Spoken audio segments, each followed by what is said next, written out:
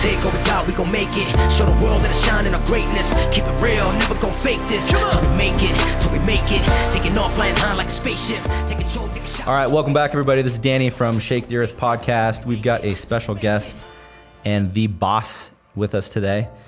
Summer Harris is the CEO and founder of Baby Bling Bows. Her story is pretty incredible when you think about how long it takes to reach success in a startup. 13 years. We're going to go into that, and she's going to share all of the ups and downs and what it took to get her to where she's at today. So Summer, we've got you on today. This is the Shake the Earth podcast. We're excited. Thank you. I've known you for 2-3 years? Yep. And we have been able to kind of share ideas, and she was one of the first ones I thought of having on the podcast because of her story. It's pretty phenomenal, and we're going to go into that today. So Summer, tell us a little bit about where you are today with Baby Bling Bows. Today, Baby Bling is one of the top selling children's products in Nordstrom nationwide. We also sell private label at Dillard's nationwide. We have a full line of products at Bloomingdale's, Von Maur, about 950 specialty stores across the nation. Our own retail website. We just launched on Amazon. We just launched in April a subscription program that jumped to about 1,000 subscribers almost overnight. So that's been awesome.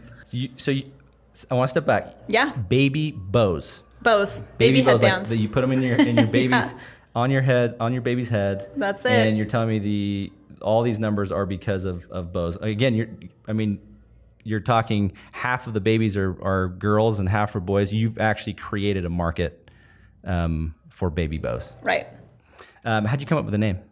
That was all my mom. I started the business 13 years ago with my mom, and that was her. I so tried to ditch it. That was her contribution. It was. And I you tried can't to go ditch away from it because it's kind of a legacy name. I can't. It's coming back around, though. You know, everything comes back in style. That is... initially, you would probably think like jewelry. Did you ever think of doing jewelry, or was that part of the name? No, initially our first style had a little rhinestone on it, so it kind of made sense. We've kind of phased away from that now, but... How many SKUs do you have? Probably well over 350 SKUs. 350 SKUs. Any given time you have how many in production, or is that 350 at that Oh my time? goodness. So we right now are very vertical regarding our production, and so we're manufacturing somewhere between... what's the number? 25,000 headbands a week. Wow. Mm-hmm. That was one of the cool things about your story when I first got to meet you is how you're producing these products, right, and where you're producing them, right? And so I want to go into that a little bit because it's really unique. You don't see a lot of entrepreneurs taking that kind of risk. But before we get into that, I want to go into this 13-year period. Okay. Our listeners are, stay-at-home moms. They have kids, maybe single moms. A lot of people looking to maybe improve one aspect of their life. One of the cool things about your story is how long it took you to reach overnight success. Right. Right. Everyone sees Baby Bling everywhere. You're in Nordstrom. You're in these major high-end retailers. You're doing extremely well online, and I think they assume, oh, you know what? I'm going to do that because that looks easy. Right. 13 years ago. Take me back there. That was when it was my mom and I, and we were kind of making everything ourselves in the beginning for easily the first year in a sewing room at her house. And after the first year, we kind of realized that you can't, I don't have every skill. And that was when we decided to hire sales reps to kind of get our product out there. 13 years ago was the day back before the Etsy days and the social media days and the easy access that everybody has to create a website.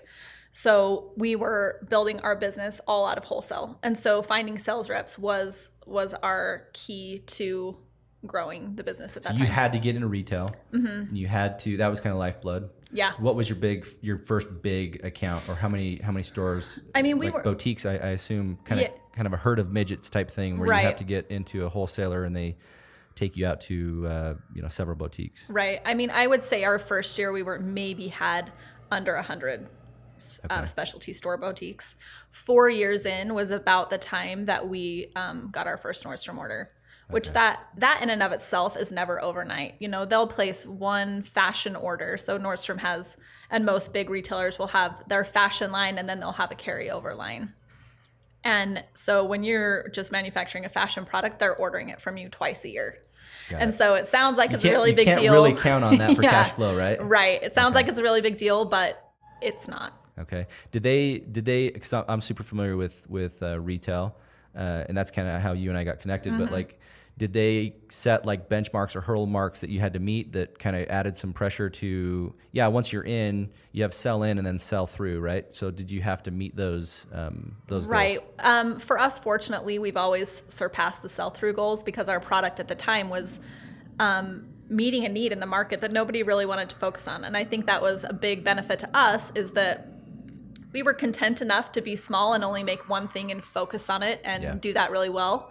Where in the past, it was always a apparel manufacturer that would just have a little sideline of hair accessories, and they kind of never really focused on it, really limited the colors, didn't really put a lot of attention to the detail of that at all. And so for us, we were coming in here saying, we're going to make this one little thing awesome, and we're going to do this really, really well. And because no one else was doing it, we were easily meeting those sell-through goals. The hardest thing, I think, to understand when you're new and you're young and you're not making a lot of money is the margin goals with the bigger retailers. Yeah.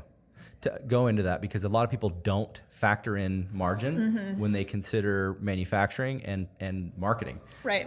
Especially if you want to grow. And as before this podcast, you and I were talking about some of the things, that we'll bring up here is maybe some of the things you would have done differently. But talk about that margin, because people don't factor that in. Right. And I feel very fortunate that we started when we did, because we did build all of our own margins around wholesale costing, because I have so many friends now who've jumped in the business and put up a website and they've started at retail, and it's really hard to backtrack with those margins. So if you're going to start something, try and be aware of those in the very beginning. And for Nordstrom, they have a 60% markup margin that we have to really? hit. They have to really make 60. Wow, that is pretty incredible. Like when we were working with Costco, with one of my other companies, Costco was like 14%. Wow. And like all the way up to like Walmart, and Walmart was right on 30. And obviously Nordstrom is in a different league. It's different industry altogether, but 60 is high. 60 is really high. And I think that's even something that's hard to choke down, because here you think, okay, my wholesale cost is great, but Nordstrom wants a discount off of that to meet the margin, because they've got to turn around and sell it at the retail price that you're going to sell it at as well. So you kind of you're competing with them, and you're, it's kind of a hard battle. It's a hard balance to still be profitable when you're dealing with a big retailer like that. Yeah. And they don't bend very easily. No. They don't really care. No, because if you don't make those margins at the end of the year, you're basically cutting them a check for the difference. Yeah, chargebacks. Yeah, you pay to be a vendor. Yeah. A big vendor it's like that. Yeah. It's a legal shakedown, is what it like. Right. What retail is. Right. And that's, everybody plays the game. Pepsi, Coke, doesn't matter. Yeah. Tell me about the first time you walked you went into Seattle, talked to Nordstrom, and you probably didn't feel like you were super well prepared. No, I didn't. But fortunately, I had my sales rep there. Okay. So I feel like she was one of my biggest mentors, Joanne, from the very beginning, because even just getting a sales rep at the time was really hard. At the second year of the business, I thought, I can't do this. I can't peddle things. You can't walk into a specialty store like an old-fashioned peddler and say, hey, do you want to buy my headbands? They're super cute. Like, nobody works that way. Brokers really are like, a lot of them are like former buyers, Yeah. and so they have relationships. And so I wouldn't downplay that to anybody that's looking into retail. Really find a good broker. Right, for sure. And that was key. And so she had been in the children's industry for 20 plus years at the time. And so she was very, very confident in her ability to sell it. And fortunately, she could kind of mask anything I was lacking with her confidence. What did you feel that day though? What was your, I remember meeting with our first buyers, like for my first company, and it was like, it almost felt like do or die. Like if you don't get it, you're going to die as a company. Like you needed that. At the time, I think I came into that because I didn't go start attending those meetings with my rep for several years until we were having some good success. After you were established. Yes. Got it. Yeah. Okay. Tell me about working with your mom. Like I know a lot of people think, oftentimes when people are looking at starting a venture, they want to go into it with somebody they know. Right. Like, so that's why you have a lot of partnerships with friends and family. Right. What was that like? It was great for me. At the time we started the business, I was just moving back home from being away for a few years in the Bay Area with my family. And so that was a good way to kind of reconnect with my mom. And we have a lot of similarities as far as style or the things we appreciate in clothing or accessories. And so that was easy to do that. Beyond that, we have very different mindsets as far as running a business. So it was good for a long time. I'm a creative person, but the creativity was the fulfillment for her. And so when it became more operational and less creative, she wasn't into it as much That's anymore. kind of where you shine though, because you're just being around you, you're very operational. Like Yes. you're very organized and you can command a room. I've seen that. And so that's really is a big talent. A lot of people don't have. Yeah. I want to talk about how you're manufacturing. Listeners to this podcast I know a lot of them have questions of, I want to do something more with my life. I want to do something more with my time. I don't want a 9-to-5. Right. I'm a stay-at-home mom. I maybe have some time to do something. Tell me about how, like, where did that idea of, I'm going to let you explain it, but like, where did that idea of how you manufacture here, especially here locally, how'd that come about? It came about just my mom and I being overwhelmed ourselves and just starting to say, okay, I have this friend, which Cindy, who's my partner now, was one of the first that we brought in, of saying, she's really creative. I think she could do this. Let's bring a couple of friends in and see if they're interested in helping us out. Actually, before you go into that, explain what you're doing, because I didn't explain that. Like, how you manufacture that is phenomenal. Explain how you do it. And then all of our products are manufactured by stay-at-home women in our community, stay-at-home moms. They all work from home. They pick up their bin of materials every Wednesday and they drop off their finished products. So they have a week to complete product. Right now we've got just under 100 women that are sewing for Baby Bling. 100 women. Yes. That rely on you. Yes, it's awesome. It's amazing. And we live in a community where being a stay-at-home mom is important because of their own values or whatever. And so there's just a giant pool of women. We actually have a waiting list of people that are ready to sew. News spreads pretty fast when you treat people right? Like, yeah, for sure. It's all word of mouth. We don't advertise anything. Yeah.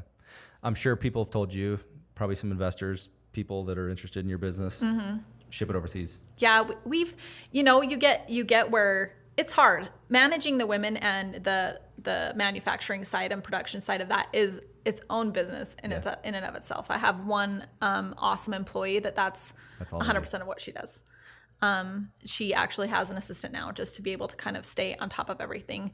And so I can see that, but there are so many risks to me, and I don't want to tie up all of my dollars in that. When you move to a big manufacturer like that, then you're held to these minimums, and maybe I don't want 250,000 pink headbands. I know I'm going to need a little bit of turquoise and I'm going to need some yellow. And so for me, we can really control that, what we're making. So there's, and I know, just because I know you also like providing people with opportunities. I do. Right? There's a deep impact in your community, in the people that you're working with, the moms that are earning money on the side for doing something that is, they're good at, obviously, and then it works for you as a business.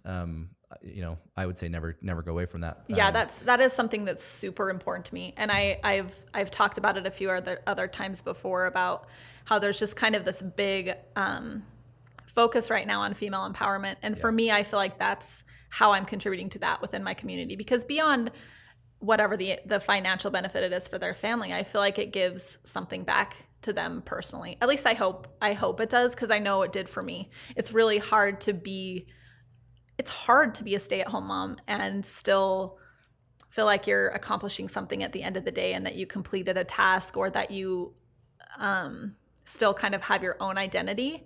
And I think that's really, really important, because in turn, I feel like that affects our children and our communities so much. Just having that sense of, I don't know, it is empowering.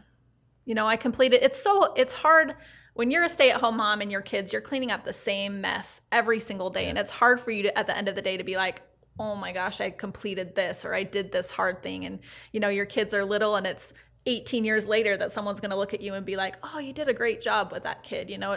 So to give them these small successes every single week, I hope impacts them personally. I think it's extraordinary what you're doing, because again, most people would say, you know, I can go to China, I can get them cheap, I can get whatever design, quality. Right. You're not going to get the same quality, attention to detail, but also, I mean, it kind of shows you digging in your heels and saying, no, this is the way we're going to do it. We're going to make it work. Right. Part of that resilience is going back to this 13 years. Like, you're 13 years into this thing. Right. And of course you were a millionaire the day one that you started this. Like, you've been making millions, right? Of course. Yeah. So that's the story that people see now. Right. How many times do you think you were not going to make it through that, maybe the first couple years or the first several years? The first several years. Yeah. I mean, so many times. So many times, I think like this,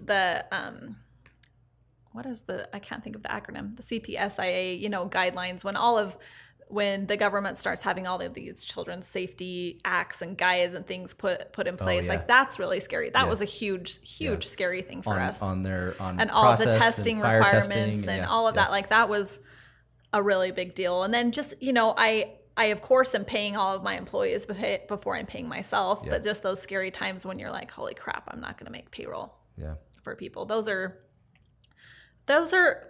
farther between now, but there's still those scary moments. I always ask everybody this: do you ever feel comfortable No. with where you're at? Mm-mm. And every single person I've ever asked that has always said no. That's good. And that's coming from several entrepreneurs. That's kind of a personal question I asked. I asked our last guest the same thing. It was like, no, like, you never really feel comfortable, even with your business growing, Mm-hmm. adding employees, adding products, adding sales, like, even growing, and like, it's just, you don't really ever feel comfortable, because No. you constantly have to be taking bets, whether it's new product line or new headcount or expanding. Recently you moved into how big was your office space before?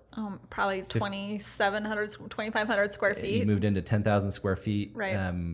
I remember you going into that. That was a big move. Like, Yeah. the question was, okay, can we support this? Right. So you're constantly putting yourself in situations where you feel uncomfortable. Right. Right. And insecure. Mm-hmm. How do you ever get used to that? I don't think you get used to it, but you hear that other people feel that way, and you kind of feel not so isolated, because being the CEO or the founder or the person who's responsible for all of these people, it can be very, very isolating. And I think there's just some solidarity in knowing that everybody feels that way. At some point. Yeah. Right. Tell me a little bit about where you see the future going, like with Bows. Like, I know you're adding some new products. Right. And then how do you keep your design fresh? Because you've got competition now. Yeah. The social media platforms have allowed people, Shopify type platforms have allowed people to really, in essence, build a website in a weekend and start selling whatever they want. So how do you stave off competition or create your identity as you go? You just mentioned this new subscription service, which I think is awesome. I want to get into that as well. Yeah, I think it's just trying all of those new avenues, because for us, we expand a little bit in our product line. Like, we're doing a swaddle set now that has a matching headband. So if we can kind of add little products here and there that coordinate with what we're already doing. But for us, we never want to forget that it's about a product, and it's about a really quality product.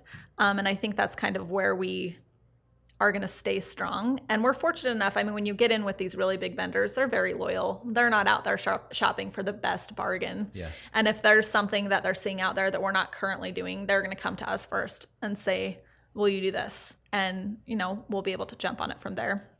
But I feel like we also have a lot of cool opportunities to collaborate with other companies, especially locally here. There are so many children's apparel companies. And Utah so is like a hotbed for is a mecca. innovation and like clothing and CPG. It's crazy how Yeah. many companies are based For out sure. here. So we have a lot of opportunities to collaborate with them, which kind of takes a little bit of the design strain off. And we did a cool program last year with Care Bears. That was our first licensing opportunity. I saw that. That was like everywhere. I saw that on social media everywhere. It was a cool learning experience for sure. But I think those opportunities are next for us as well. That's awesome. So you work with now it's kind of three of you, Cindy Right. and Millie, your Right. sister. And how's that working with family and friends? It actually works really well because Cindy's very passive and I'm very bossy, and I've bossed my sister. I think on your desk I remember seeing a placard that says, I'm not bossy, I'm the boss. there you go. And they can handle it. Yeah. So it actually works well. We balance each other out really well. Someone has to, though, Yeah. right? Especially with how competitive things are. when there's money and finances tied to it, you have to, maybe people call it bossy. I think taking control, right? You're gonna have to captain that ship. And I also assume the most risk. And so for me, I could justify it that way. Yeah. A lot of people don't understand that when they're coming into a business or they're an employee or even a minority share. Like there's always a burden of risk to be taken somewhere. How do you look at risk nowadays? Like after going through 13 years of really a risk and kind of a volatile or chaotic time period, how do you look at risk and analyze risk now?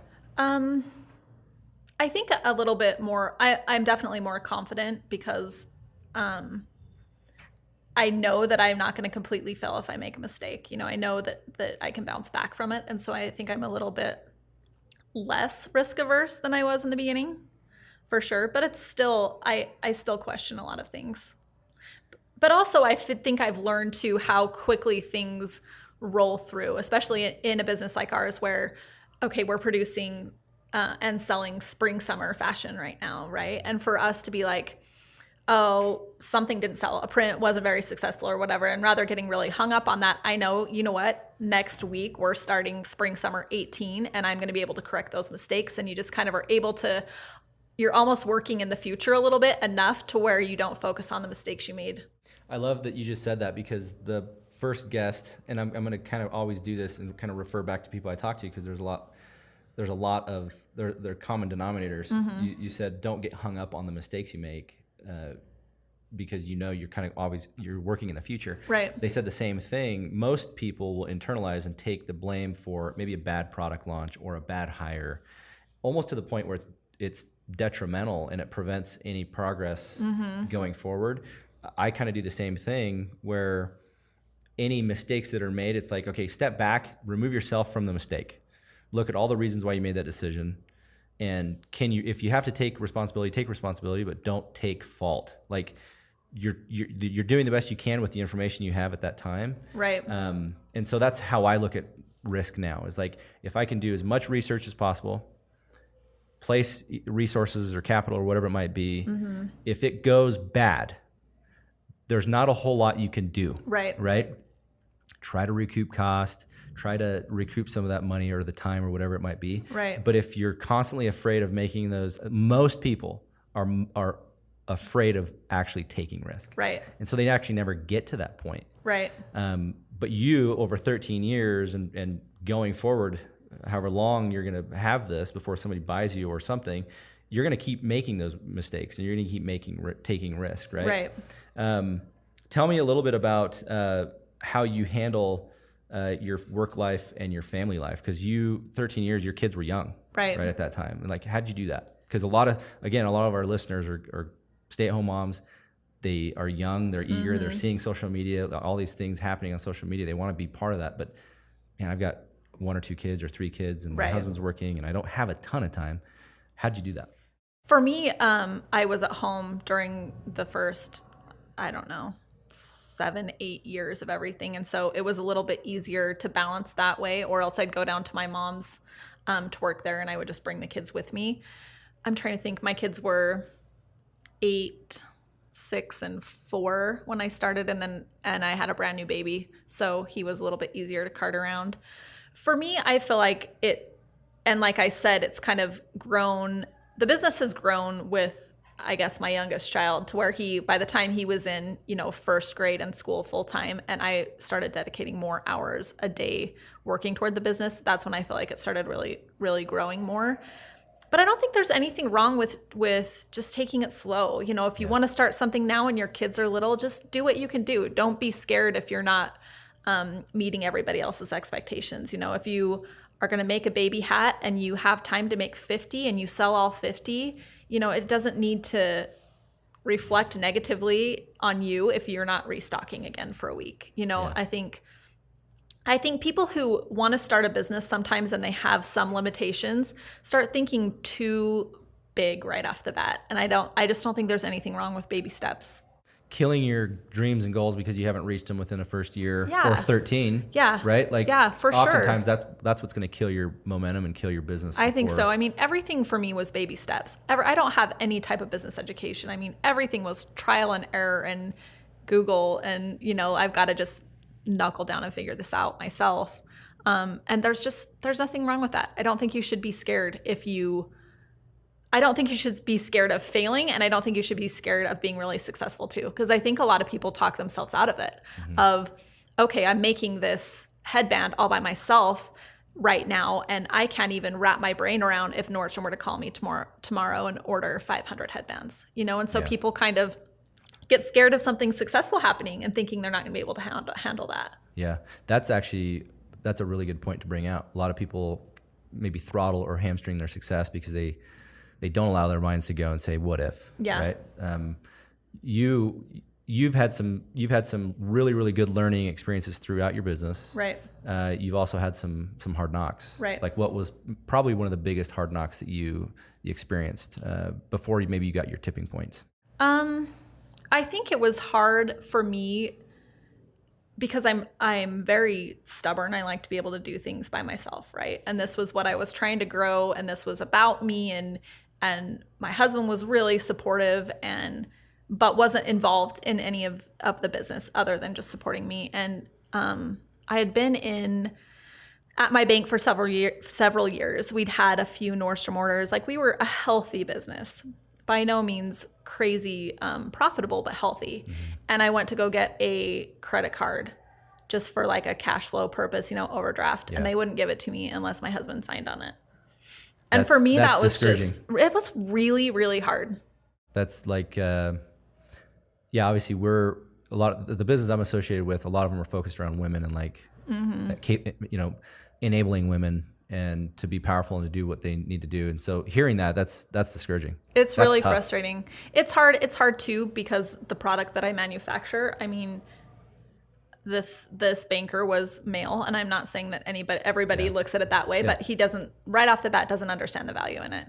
And so that's a discouraging thing for me. And it's still, I mean, we have the numbers and we have, all of this growth to kind of solidify ourselves a little bit more. But I'm still in situations where people are like, a bow? I don't understand. Just like a little bow on a baby head, and they can't wrap their brain around it unless you're a consumer of the product. Yeah. And that's, I think it goes to show a couple things about your personality and like your team and what you've built, like this resilience to like questions like that of like a bow, right? Yeah. I mean, yeah, of course there are ways, and I think I love that because there are ways for people to make an income or make a business or create a business from something that's maybe unassuming. Right. It's kind of sitting over there. And I mean, I'll brag for you because I've known you for a while. This is a multi-million-dollar business. This is a big business. It's not small. And so, yeah, I love that you're resilient enough. I mean, that's kind of why you're the boss. You're the bossiest, right? So what do you think your biggest tipping point was? Like, if you were to look back, I always look back and say, okay, here's a tipping point. And the tipping point might have taken years to get to. But like when that fell, maybe one morning you woke up and you said, you know what? Okay, we're in a position now where I can go out and take risk, where I can hire people to, before the podcast, you were saying one of your biggest regrets was maybe not hiring early enough. But what would be one of your tipping points that you can look back on? I feel like for us, it was once our retail sales became about even with our wholesale sales. Okay. That was a huge, huge event for us. And I'm talking, that was 8-9 years into the business. 8 to 9 years into the business. At that point, you finally realized, okay, maybe we're okay. Mm-hmm. Up until then, hyper concerned about the longevity and the life of the business. Because everything we were great and we were profitable, but once you can sell and you can capture that retail margin yourself, that's just the extra cushion that you can then turn around and put back in to the business. That is sitting in the furnace for a long time. A long time. And a lot of that was me. I mean, I bootstrapped everything. I never had a loan. I never had a trust fund or a windfall or anything. It was everything was, I was paying myself a little bit most of the time. There were weeks or months that I didn't, but everything was kind of going right back into it. And for us to be able to kind of take a jump or push or say, you know what, yes, we're going to invest in all of this marketing or the next thing that we think is going to really launch it. that was hard. I didn't have the cash flow for a really long time. That is incredible. That's a long time. So what would be, there's like so many questions from that. Like, because I think most people, I think the stat is 95% of businesses fail within the first year. Right. And then within the first 5 years, 95% of those that made it past the first year fail. Not only are you an anomaly, but like you did it without institutional capital. You did it without investors. Really, I want to say formal education, because you're obviously educated. Not really. I have a high school education. You make some good decisions. I got some life education, street smarts. School of Hard Knocks. Yeah. What would be like the biggest piece of advice you'd give to somebody that's listening to you now that says, you know what, I'm 22 years old, 23 years old, maybe I've got a child. I know that I don't want to be working for somebody. Right. I want to do something great with I want to shake the earth. Like what would that piece of advice be? I think it's just, any way you want to do it is okay. Any way that you find that works best for you to be successful is okay. I don't think that there's one clear path to getting there and getting it done. And if you're going to stay small for 8 years like I did, and you're going to barely turn a little profit, it's okay. I guess I think you have to justify what you're doing it for. For me, I was fortunate enough that my husband had a great job, and it wasn't anything that was financially needed by my family. And I think having that added stress maybe could have made me make different decisions. And so I feel fortunate in that way that I was able to kind of chill out and not freak out about every little thing. But I just don't think there's a right way and there's a wrong way to do it. And so if you have an idea of a way to do something, don't let somebody talk you out of it. I'm sure you had people talk you out of it. Oh, for sure. To change things all the time, or you need to bring someone in to consult and tell you how to do this, or I don't. I can do it my way. I can do it without having a business education. I can do it without maybe knowing all of the right formulas or strategies or reasons that people make decisions. I mean, I trust my gut enough to know that I can do it that way. So you are 8 years into this thing. You finally hit a tipping point. I've known you for 2 years? Yeah. No, Just a little bit longer. 3 years? The last 6 years, you kind of feel like you kind of hit your stride. Right. Really, the last 2 years, you guys have just so accelerated. Last year we had just under 2,000% 3-year growth. I just read an article on you because I Googled you, and you were on the Utah Valley 40 under 40. No, was that no fastest growing? Fastest growing. Sorry. Yeah. So fastest growing, and you were number 6. Right, and number 10 in the state of Utah. And number 10 in the state of Utah. Put some perspective around that, and to the degree that you can with numbers. Like, Utah is a hotbed for sure. entrepreneurship, business growth. Tons of businesses are moving here because it's very business friendly. And the reason I say that is because there's a lot of competition. Right. There are a lot of businesses. Right. And for you to place that high on that list. It was definitely hard to place that high on the list because we were so far into our business. You know, we were competing against a lot of people where their year one was like year one. Within it's kind of they get that percentage based on, I think it was like the year 2014 through 17, right? Yeah. So for a lot of those people, they started in 2014. So of course their margins were even higher. Yeah, because they start from zero. Yeah. It's cool. It was cool to still be seeing that much growth that far into it, for sure. So last year, 2,000% growth. Yeah. That's incredible. Yeah, it's awesome. How many total employees? You have 100 who help you make, Right. and then They're how many in the independent office? contractors, and then we've got 20 ladies who work at the warehouse doing All women. I've gone to your office a couple times. Is it scary? No, it's actually really, really cool the way you have it set up. But I definitely recognize that I'm the only male sometimes when I go in there. That's a cool thing. You're empowering a lot of people. I hope so. People are watching you. Yeah. Right. Women, your employees, your contractors, they're watching the moves you make. Right. Whether you know it or not, somebody out there is watching you and saying, I want to do something like that. I want to do what she's doing. That's cool. Which is kind of a cool thought. Think. Yeah. What do you do for stress? I always ask this of my friends, buddies who run businesses. I think stress and managing family time and all the other expectations is really important because if you don't, you burn out real fast. Right. I've noticed. Right. I'm a reader, so reading is kind of my de-stressor, but I'm trying to be healthy, and I've just very, very recently, which is really sad at my advanced age, I've learned how much healthier and better I feel mentally when I'm exercising. So every day? Almost. So Almost every day. we have a yoga instructor that comes to our warehouse and teaches us all yoga All every your Tuesday. employees? Well, anybody who wants to participate. Really? Yeah, every Tuesday and Friday. So I do yoga twice a week, and then I try and run a couple miles 2 or 3 times a week.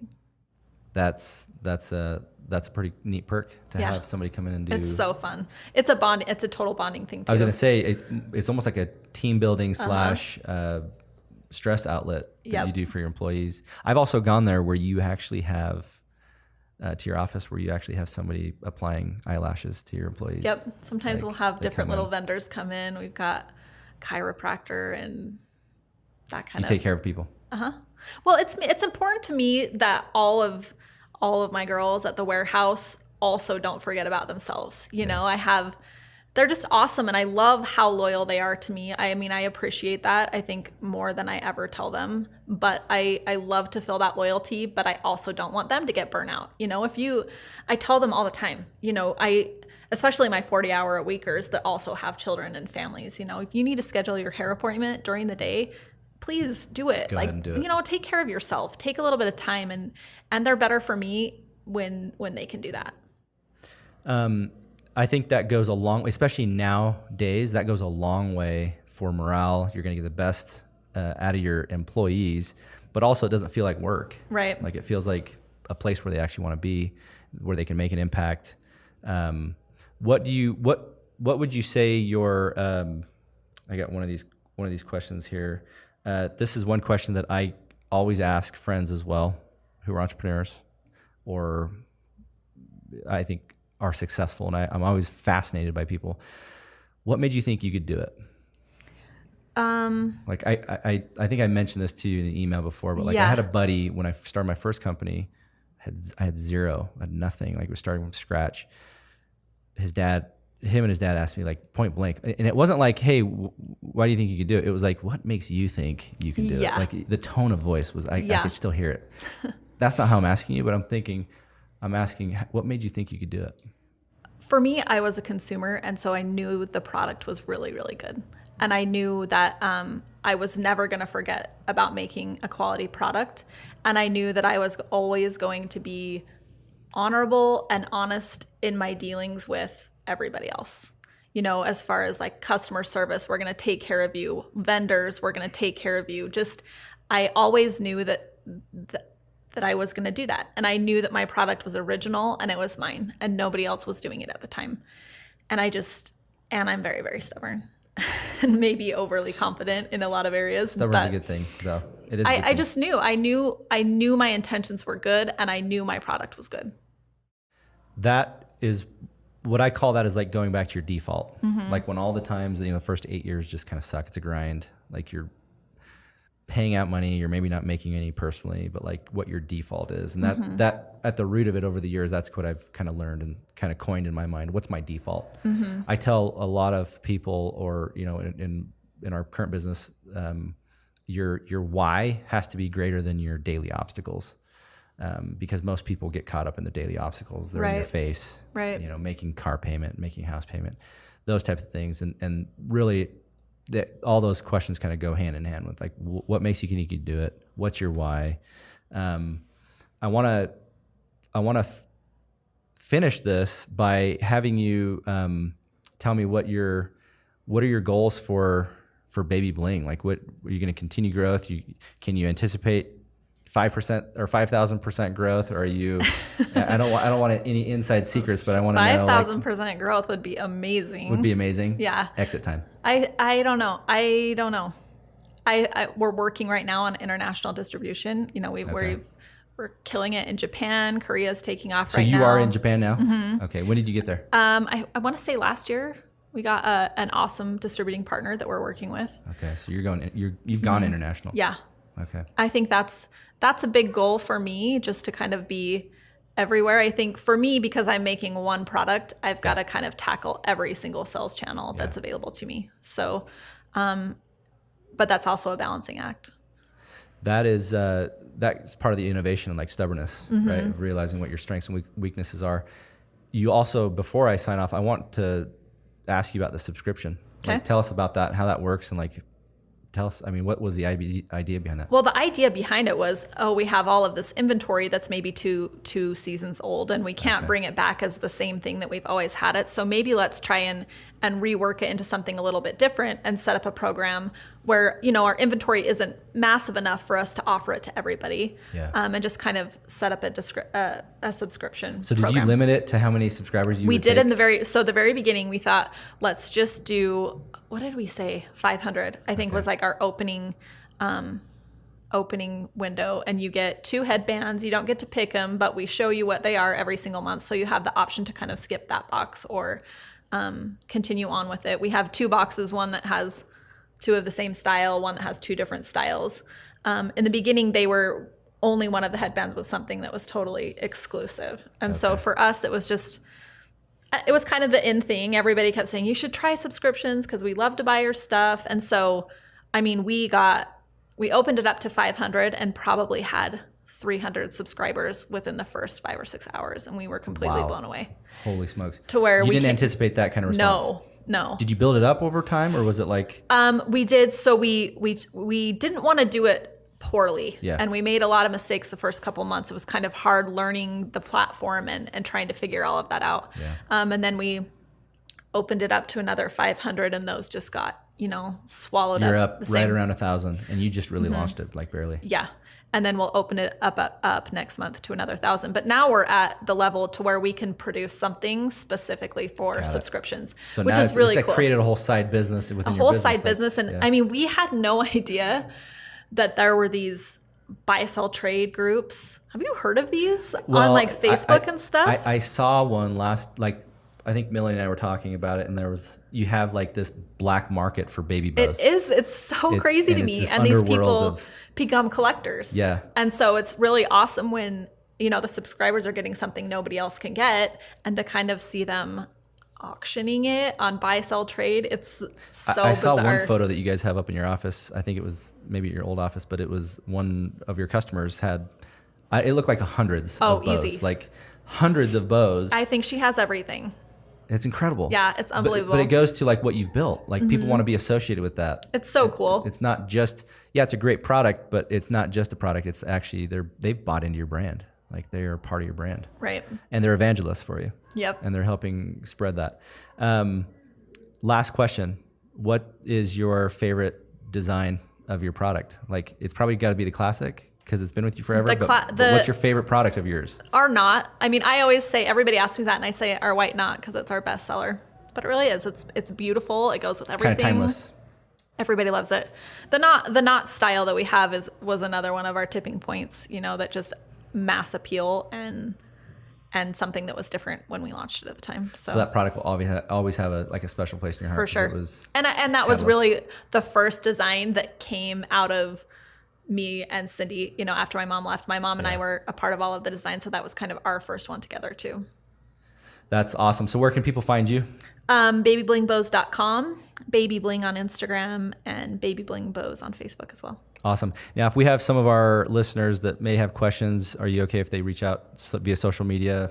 Of course. We're open here. Like people come in and ask us questions, and we try to help people.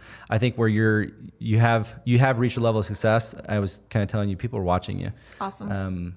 I think if they want to reach out, I would love it. Is that okay? I would love nothing more than to help somebody who has a dream to do something. That is awesome. Summer, I want to thank you. Summer Harris with Baby Bling Bows on today. She's the CEO and founder. She dropped some awesome information on her 13-year voyage, Odyssey. Sure. It's not over yet though, right? It's not over. She is incredible, and you can check her out at babyblingbows.com and online. Again, thank you so much for coming. Thanks, Danny. That was fun.